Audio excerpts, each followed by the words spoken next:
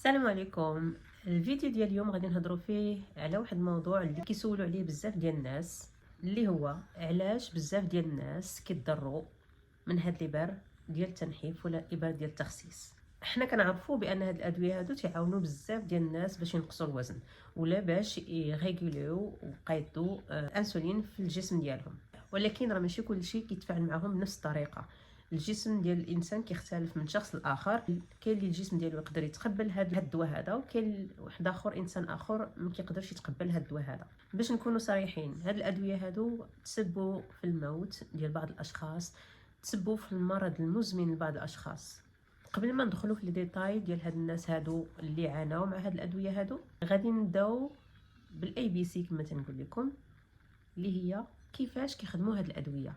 كما فايت لي شرحت في الفيديوهات السابقين، هاد الادويه اللي بحال اوزامبيك، مونجارو، زيباوند، ويغوفي، هرمونات خدامين على واحد الهرمون ولا جوج هرمونات في الجسم. كاين جي ال بي داش 1 وكاين جي اي بي. غادي تسولوني هاد الهرمونات شنو كيديروا في الجسم؟ هاد الهرمونات هادو كيساعدوا على انك الشهيه ديالك كتنقص، كيبطئوا الهضم، وكيساعدوا انهم يقادوا السكر في الدم. ولكن المشكل اللي كاين هو ان هذا المفعول اللي زوين بزاف بالنسبه لبعض الناس كيقدر يحول حياه بعض الناس اخرين الى جحيم. غادي تسولوني عاوتاني علاش؟ هو اولا المعده كتولي خدامه ببطء بزاف بزاف بزاف، بمعنى الماكله كتبقى فيها بزاف، بمعنى تاني انها ما كتهضمش لك الماكله دغيا دغيا، سكيفي ان الماكله ديالك كتبقى في المعده، ما كتقدرش تاكل. تقدر تحس بواحد الغثيان، تقدر تحس بواحد الترويعه، بواحد الدوخه، كتقدر تحس بواحد التخمه. في بعض الحالات النادره المعده ولا المصارن كيتسدوا، كيوقع واحد البلوكاج في المعده ولا المصارن اللي كيقدر يؤدي الى وفاه بعض الاشخاص، ولا في حالات كيؤدي الى موت هذاك الطرف ديال المصران. كاينين بعض الحالات اخرى اللي الانسان ملي كيبدا ياخذ هاد لي باري هادو كيبداو يتقياو بزاف، كيردوا بواحد الطريقه اللي مخيفه، كيؤدي الى جفاف في الجسم وكينقص من الاملاح في الدم، يقدر يسبب مشاكل كبيره في الكلاوي ولا في القلب. واحد المشاكل اخرى اللي كتجي بالنسبه للناس الوزن بزاف واحد المده اللي قليله بزاف، هادو تيقدر يتكون عندهم حصى في المراره ولا تيقدر يوقع لهم التهاب في البنكرياس. غادي تسولوني شكون هما الناس اللي معرضين لهاد الاعراض هادو اللي خايبين بزاف؟ كما هضرت عليها في الفيديو السابق، هما الناس اللي كيديروا هاد لي باري هادو. اولا الناس خاصهم يديروا هاد لي باري هادو حتى يديروا استشاره طبيه ضروري، وديروا لي زاناليز اللي هضرت عليهم في الفيديو اللي حطيت البارح. اوكي، يعني ضروري من استشاره طبيه مختصه عاد تقدر تاخذ هاد لي باري هاد. ما تمشيوش تاخذوا لي باري في المارشي نوار ولا ما عند شي واحد اخر اللي كان كيديرهم ونفعوا معاه وجاو معاه مزيان وشاطوا عليه لي باري تمشي تشريهم من عنده. هذا a big no no no. نورمالمون الاغلبيه لهاد الحالات الخطيره ولا هاد الاعراض الخطيره كيتصابوا بهم الناس اللي تيكون فيهم اما ديابيت ولا تيكونوا غلاط بزاف، عندهم واحد السمنه مفرطه بزاف، تيكونوا ديجا عندهم مشاكل في المعده وفي الامعاء، تيكونوا الكلاوي ديالهم ما خدامينش مزيان ولا عندهم مشاكل في القلب، اللي الطبيب قبل ما يعطيهم هاد الدواء هذا ما قلبش، ما دارش لي زاناليز ولا الداس اللي خاصهم يداروا. وكاين بعض الناس الله يسمح لهم كي هما اللي كيحدوا الجرعه ديالهم وكيبدلوا في الجرعه ديالهم بدون استشاره طبيه، حيت الدواء هذا تقدروا تكونوا ما تعرفوش هاد القضيه هذه، خاصو يتزاد بشويه بشويه. كتبدا بواحد لا دوز اللي هي 2.5 اللي هي اقل دوز، من بعد كتبقى فيها شهر ولا شهرين ولا 3 شهور ولا على حسب. كنعرف انا الناس اللي بقاو في هذه الجرعه هذه لمده 5 شهور 6 شهور. علاش؟ حيت كينقصوا الوزن بواحد الطريقه بطيئه، وبالنسبه لهم هو الغرض هو انهم ينقصوا الوزن، ماشي بالضروري ينقصوا الوزن بواحد الطريقه بالزربه زعما بسرعه. كينقصوا ما حدهم كينقصوا الوزن بقاو في ديك 2.5. المهم كتبقى في ديك 2.5 شهر شهرين 3 شهور على حسب انت وعلى حسب الطبيب ديالك شنو كينصحك به.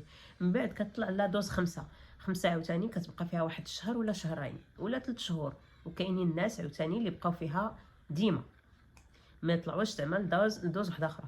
من بعد كتقدر تطلع ل 7.5، من بعد كتقدر تطلع ل 10، من بعد كتطلع ل 12.5 وكاينه 15 اللي هي the highest dose. كاين واحد المشكل ديال النسخ المكمله ولا compounded drugs اللي هما ماشي هي الدراغ الاصليه، ماشي هي الليبرا الاصليه، الفورمولا الاصليه، كتكون هي ناقصه واحد الثمن. تقدري تشريها من الفارماسي ولا تشريها من المارشي نوار ولا تشريها من الانترنت. مهم كاينين بزاف ديال الطرق اللي تقدر تشري منها هاد الكومباوندد فيرجن ياك. وهاد الفيرجن هذا ما تتكونش نقيه 100% وما تيكونوش فيها لي ميم كومبوزون اللي في الجرعه اللي في النسخه الاصليه، وهذا الشيء كيكون خطر بزاف. حاجه اخرى اللي بزاف اللي ما تعرفوهاش هو ان هاد الدواء هذا كيقدر ياثر على الدماغ، وبزاف ديال الناس كاين اللي كيقدروا يشعروا بالكآبه، توتر، افكار سلبيه. هو ماشي باش نطمنكم ماشي كلشي كيعانيوا من هاد الاعراض هذه، هي قليله بزاف، وكانوا دراسات حتى هي كانوا دراسات قليله على هاد الكوتي هذا. بغيت نبارطاجي معكم قصص ديال اشخاص حقيقيه اللي خداو هاد لي باري ديال ايدر مونجارو ولا اوزامبيك او ويغوفي وكانت اعراض عندهم خطيره بزاف. القصه الاولى ولا الشخص الاول هي واحد السيده سميتها خوانيتا غانت، عايشه في الولايات المتحده الامريكيه. كانت بدات باوزامبيك ومن بعد خدات ويغوفي. من بعد ما بدات ويغوفي بدات كتحس بواحد الالم كبير في المعده ديالها، الم لا يطاق. مشات عند الطبيب، مشات لي زيرجونس، لقاو بان جزء كبير من المصران عندها مات. علاش؟ حيت كان عندها الكونستيباسيون وبحال بقى عليها واحد البلوكاج في داك المصران ومات. مما اضطروهم انهم يدخلوها اون يورجونس البلوك اوبيراتوار وداروا لها عمليه باش يحيدوا ليها داك الطرف اللي مات. القلب ديالها توقف اثناء العمليه وكانت غادي تموت. منين خرجت وهي الحاله ديالها متدهوره بزاف، ورفعت دعوى على الشركه اللي كتصايب هاد الدواء، انها قالت بانهم ما نبهوهاش بالاخطار ناتجه على هاد الدواء هذا. كاينه سيده اخرى من ايرلندا سميتها بريدا اودونوغيو. هاد السيده هذه كانت كتاخذ اوزامبيك سيمولتانيمون مع الدواء ديال السكر. منين بدات كتاخذ اوزامبيك وهي كترد كونستامون، ما بغاش يحبس ليها داك الردان وداك التقيؤ لا ارادي، ما بقاش كتقدر تاكل حتى شي لقمه، وللاسف توفات بسبب فشل في الاعضاء ديالها. ومن بعد الطبيب لقى بان الوفاه ديالها كانت بسبب التقيؤ اللي كان بزاف اللي سبوا الدواء. كاينه واحد السيده اخرى تاع إلي استبرن اللي كانت كتوجد العرس ديال ولدها وخدات بغات باش تنقص بواحد المده قليل في واحد المده قليله باش توجد العرس ديال ولدها.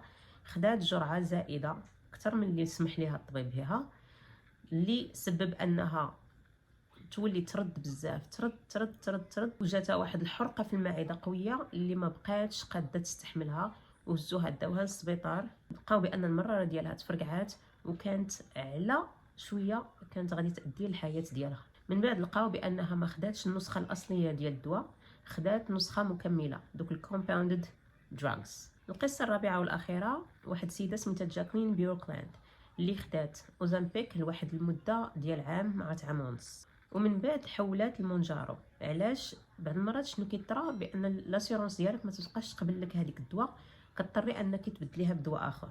دونك بدات باوزامبيك ومن بعد مشات المونجارو، بدات كيجي هذاك البيربين تجشؤ والتقيه، بقات كتجشئ والتقيه لواحد الدرجه اللي مهوله. بقوه داك التقيؤ اللي كانت كتقيا طاحوا سنانها، الاغلبيه ديال سنانها طاحوا. من بعد ملي مشات للطبيب داروا لي زاناليز ولا التيست اللي خاصهم يديروا، لقاو بان عندها غاستروبريسيس اللي هي شلل في المعده، يعني المعده ما بقاش كتحرك الماكله كما خاصها دار.